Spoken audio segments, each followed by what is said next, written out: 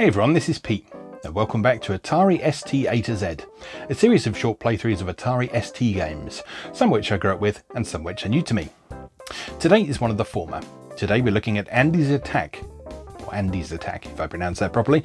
This was a Jeff Minter game that was originally developed as a Defender clone for VIC-20 in 1982 and imported to Atari ST by Yak the Hairy himself in 1988. This was a noteworthy game for its unusual mouse and keyboard control scheme, and Minter was always very fond of making use of systems' unique capabilities. So when it came to the 16-bit computers and the fact that they had a mouse by default as well, he was keen to take full advantage of that, and you could see this in Andy's Attack and also in his ST version of Grid Runner as well. Now, it's a cool game, but it's very, very difficult, and I do happen to have a physical copy here. So this is Andy's Attack for Atari ST. There's the back there. Probably a bit too bright, but you'll see. So here's the blurb. Andy's Attack, recreated for the Atari ST of a Jeff Minter classic. Doesn't make a lot of sense. Strategy, speed and control combined to make a game of outstanding playability. Defend or die.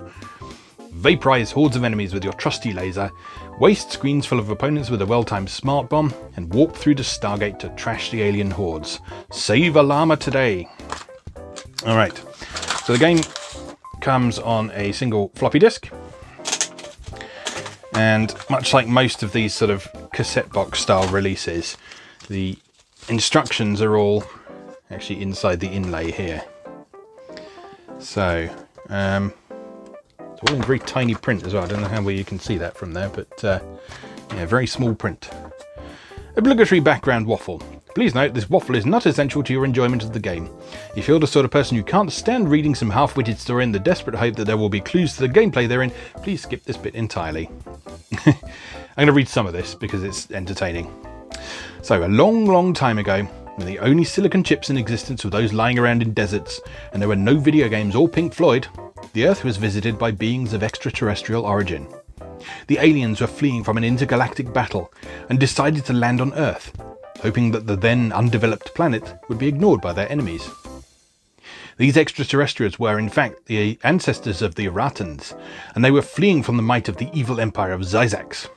Just as vicious a bunch of alien scumbags all those years ago as they have proved to be in the present day. The Eratans' plan worked admirably at first. They lived peacefully in coexistence with the emerging Inca civilization in South America. Zyzaxians scanned the planet and revealed only a bunch of technologically primitive cultures scattered about over the continents, and the Earth was ignored as mostly harmless. The Eratans taught the Incas many things, and the Inca Empire flourished. The Eratans, however, were unwittingly responsible for the destruction of the Inca civilization many years later by the Spaniards. The Eratans used their advanced tech to show a glimpse of the future. They told of how 4 men would come to be born in the distant future, and how they would be revered as gods by millions all across all the nations of the world, how they would make heavenly music for the people and loads of money for themselves. Eratan time scanners showed the astonished Inca elders actual pictures of selected Zarja's Pink Floyd concerts. The Incas, being unused to rock music and laser light shows, mistook the famous circular Pink Floyd screen for the sun, and the band members for divine entities. As a result of this misapprehension, once the Eratans departed, the Incas formed a religion based on sun worship, and their legends foretold of the arrival of gods with long hair and pink skin who would come to lead them into a new era of peace. When the fair-skinned, hairy Spaniards arrived, the Incas thought that they were in fact Pink Floyd, and treated them as gods. They even had guitars, which made them doubly convincing. The Spaniards, being more interested in conquest than playing fat old sun to the Incas, proceeded to trash the Inca Empire and nick all the Inca gold, and generally get on with some serious subjugation. Anyway, back to the point. The Eratans lived among the Incas for 50 years, until one unfortunate day when Zyzaxian scanners picked up the RF emissions of a severely anachronistic Commodore 64. An Eratan Zapfiend used a time scanner to beam back a C64 and a copy of Iridis Alpha and a sturdy Kempston from the terrestrial future. Zyzaxian probes descended to Earth, and soon discovered the Eratan presence. And without ado, they opened fearsome hostilities. The Zyzaxians elected to attack with the latest disgusting biotechnic lander ships. These were programmed to seek out certain terrestrial landforms, capture them, and then use bits of them to transform themselves into perverted, disgusting, battle-crazed mutant ships. Ugh. A planet overrun with biotechnic mutants and with no llamas would be no place for Eratan or Inca, so the Allies prepared to defend themselves. The Eratans built fighters for the hottest Inca pilots to fly. They trained on the same Commodore 64 which had brought the Zyzaxians down upon them. Anyone who could handle liquor ships would find biotechnic mutants a breeze. In defense, the Llamas relied upon by the bioships. After this battle, the Eratans considered it prudent to leave the Incas to their own devices, reasoning that a safely non-technical Inca in civilization would not incur the wrath of any passing Zyzaxian genocide fleets. Unfortunately, the Eratans failed to foresee the coming of the conquistadors, and the Inca Empire succumbed to an entirely terrestrial onslaught. Still, fragments of legends remain, distorted almost beyond recognition after many generations, telling men from the skies and the battle called Andy's Attack. Ended up reading all of that, didn't I? It was just so entertaining. But yeah, so this is basically a Defender clone that you control with the mouse and keyboard. And it's very, very, very, very, very challenging as a result. So I'm not going to make any grand promises about how good my gameplay demonstration is going to be, but we'll give it a go anyway. So let's go play Andy's Attack. Okay, here we are with Andy's Attack from Llamasoft and the inimitable Jeff Minter, with a typically noisy intro sequence. Take a deep breath, press the fire button and scream die filth as you res up. Alright, let's begin. I am terrible at this game. At least partly because of the sort of interesting and arguably quite ambitious control system. But I will do what I can. So basically the way this works is use the mouse to... Whoops. Use the mouse to move up and down. You press the right button to turn around. And you press the left button to thrust in the direction you are facing.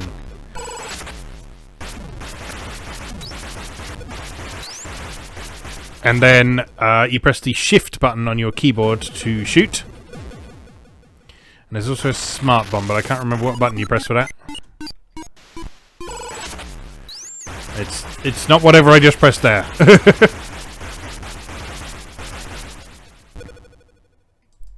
So, like I say, this is a Defender clone, and an unashamed one at that.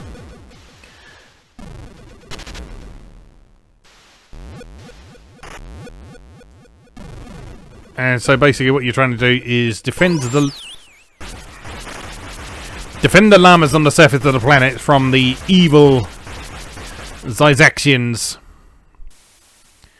who are trying to take them away for their own evil ends.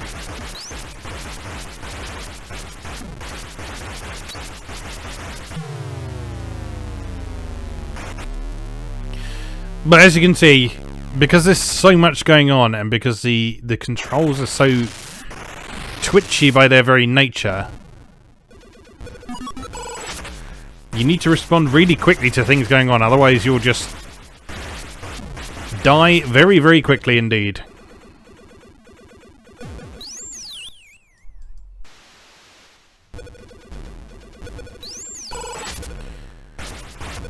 But you do have all the usual benefits of Defender in this. So you got the radar at the top of the screen. And there's a slight twist on the usual... There's a slight twist on the usual formula in that the landers have to take the llamas back to the enemy mothership, rather than just taking them off the top of the screen. So you actually have a bit more time to rescue them than you do in Defender.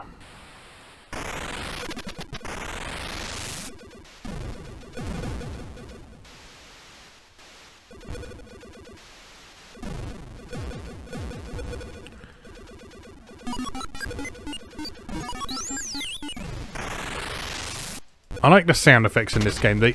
These sound effects for me are quintessentially Jeff Minter. And Jeff didn't make that many games for the Atari ST, but the ones he did make were very distinctive. So there was this one, and there was Super Grid Runner that I'm sure will come up at some point. And yeah, they had a very distinctive look and feel about them.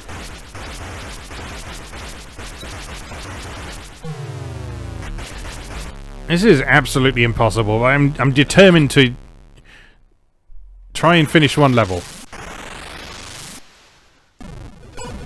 Oh god.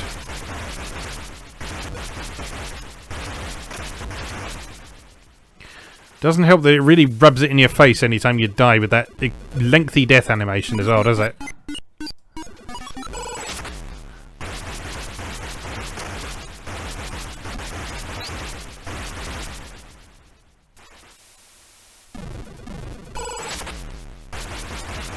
I told you I sucked. But you didn't think it was this bad though, did you?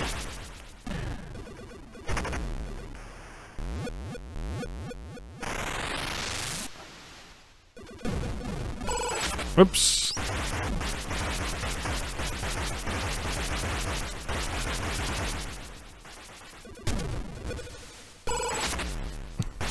It's so hard. I can't deal with it. Alright, come on.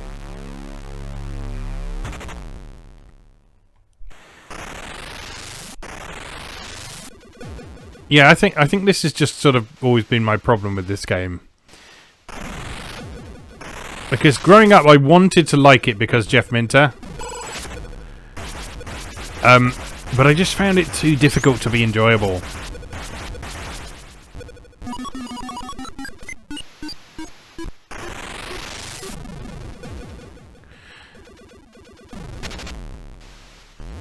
It just kind of crossed a bit of a line for me. It went a bit too far. I mean, I'm all for a challenging game, but this just feels like it goes a little bit too far.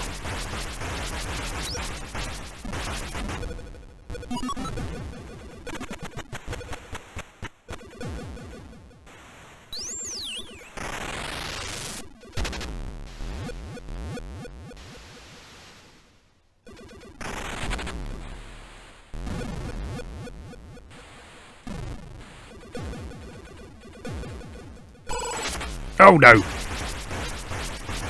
We are doing a little bit better this time, though. I think the thing you have to kind of get your head around this is you have to sort of take your time a bit more than you might think. Yes, it is a fast action arcade game, but you do also need to be as precise as you can, I guess.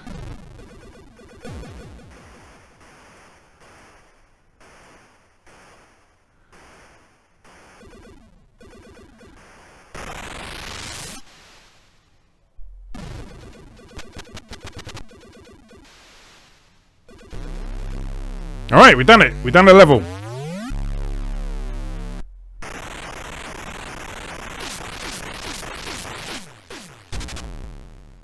Nice. Alright. Now let's fuck up level 2. Look at those colours though. Look at the amount of colours on screen that Jeff Minter was capable of getting out of machines that shouldn't have been capable of what he achieved with them. Simply magnificent. Oh no!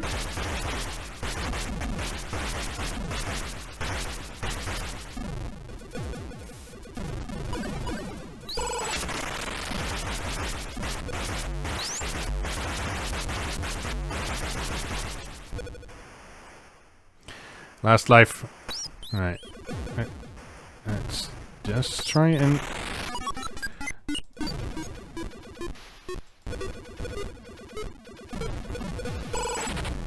Well, that's that. We got to level 2. I'm going to have one more go at this.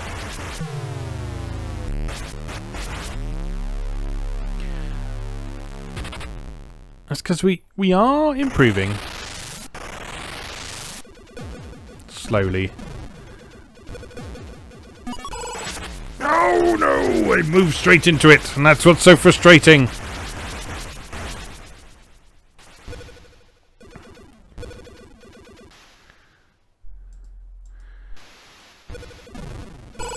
Yeah, it's one of those games that you can understand exactly why you're going wrong, just not how to necessarily how to stop yourself from doing that.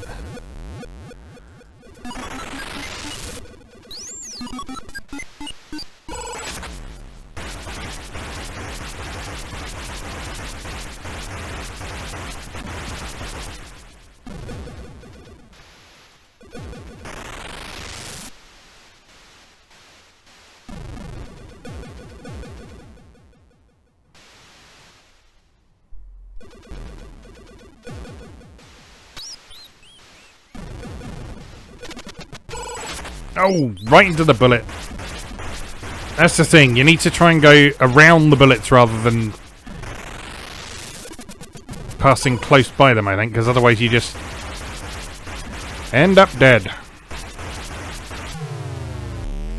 That was disastrous. Let's have another go.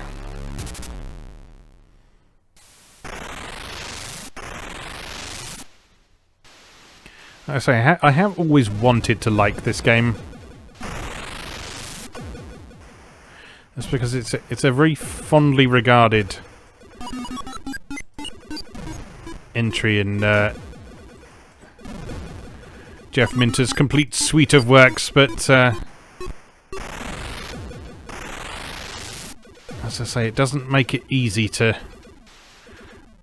enjoy yourself. That said, going at a sort of fairly sedate pace like this seems to be working quite nicely.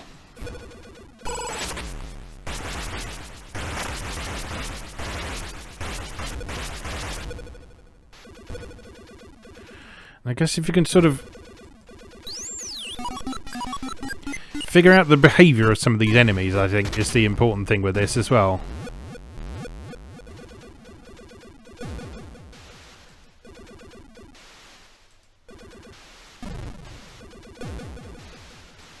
Yeah, there we go. Just take your time. Pick them off one at a time. Pick your targets.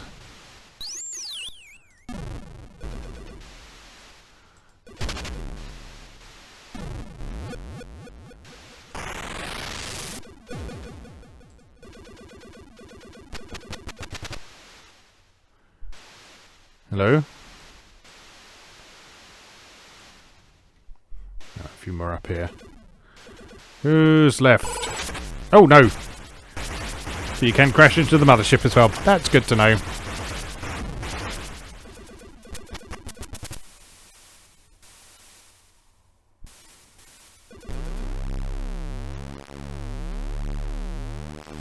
Alright, we kept all the llamas alive this time.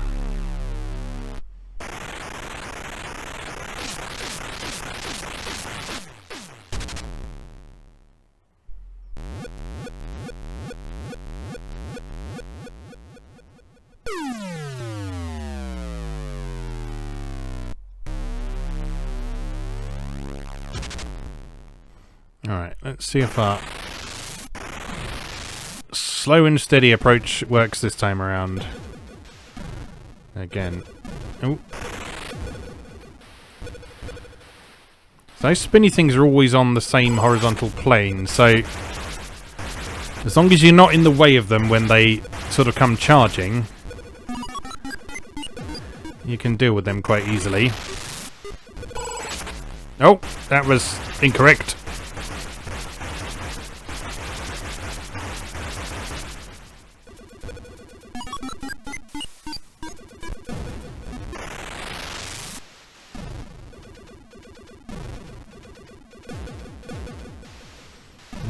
Just gentle on the controls. Just gentle on the controls.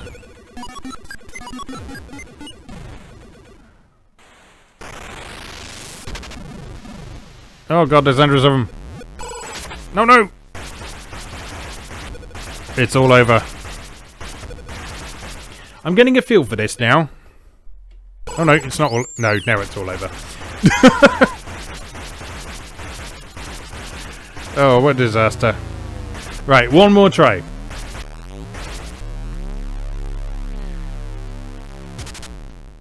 So I'm getting a feel for this now.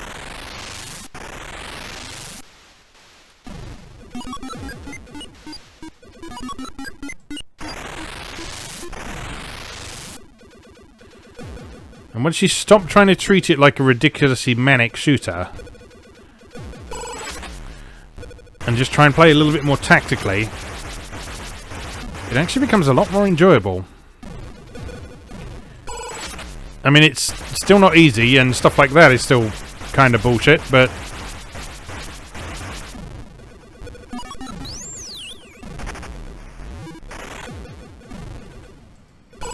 Oh, no!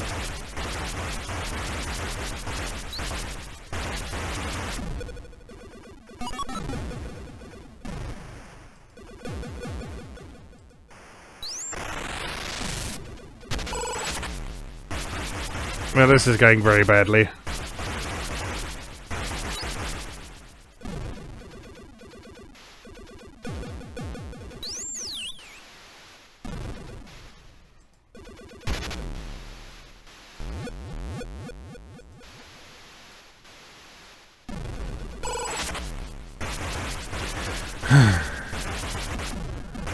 I'm not counting that one.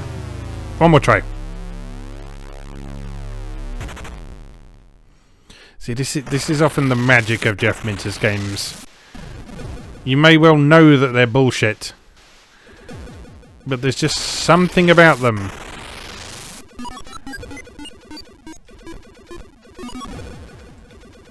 Something about them that makes you want to have another try.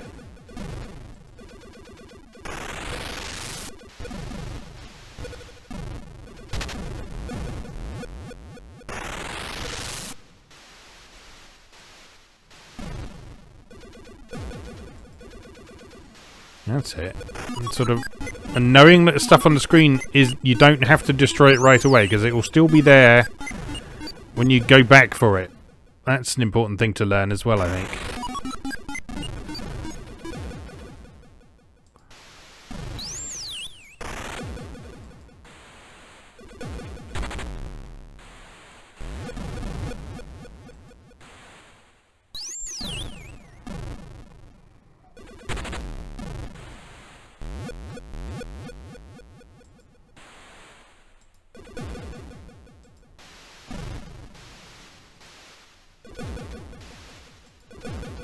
Yeah, look at this.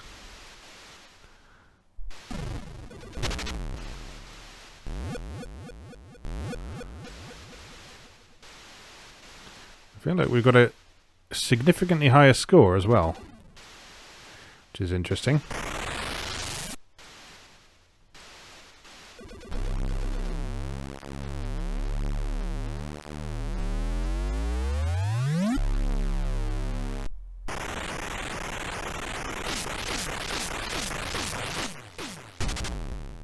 $9,000. I'll take that.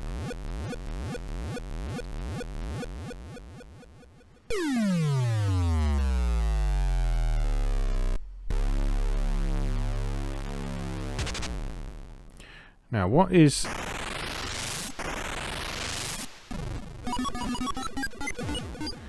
possibly one of the reasons I'm struggling is I don't know what the key for Smart Bomb is.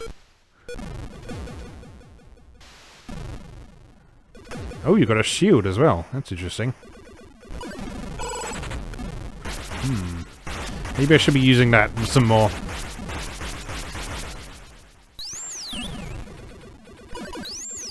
How does that work? You hold that down. I guess that recharges over time.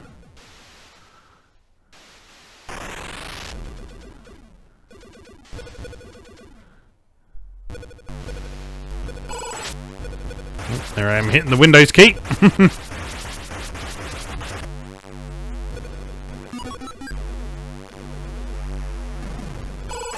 Oh no, it's all going wrong.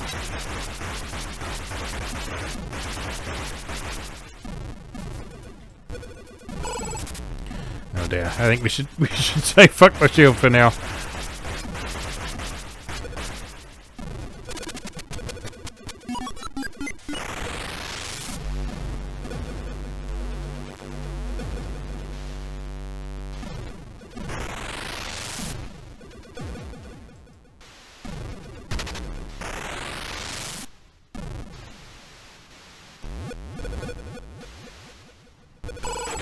Oh!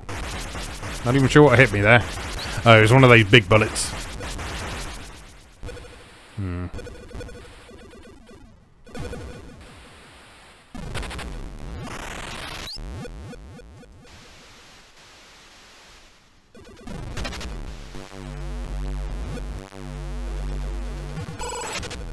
Oh no! It's all over. It's all over. Right, well, I think you get the idea of that, even if I'm perhaps not the best person to demonstrate it, but that is Andy's attack from Llamasoft. A good little defender claim, but you do need lots of practice before you can get anywhere in it.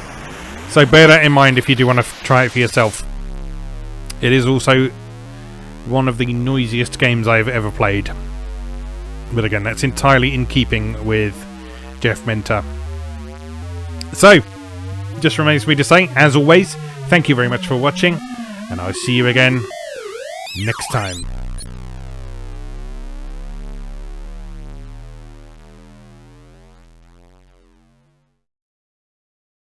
Thanks for watching. If you enjoyed this video, please help out the channel by leaving a like or a comment and subscribing. New episodes of Atari A to Z are on Tuesdays and Atari ST A to Z on Thursdays. Check out atariatoz.wordpress.com for a full archive. Do please also check out my other projects moegamer.net, where I explore Japanese and Japanese-inspired games from yesterday and today, and videopackgames.wordpress.com, which aims to catalogue the small but well-formed library of the Philips G7000 Videopack computer, also known as the Magnavox Odyssey 2. You can also support my work on Patreon or buy me a coffee. You can find links to do both down in the video description. Thanks again, and I'll see you next time.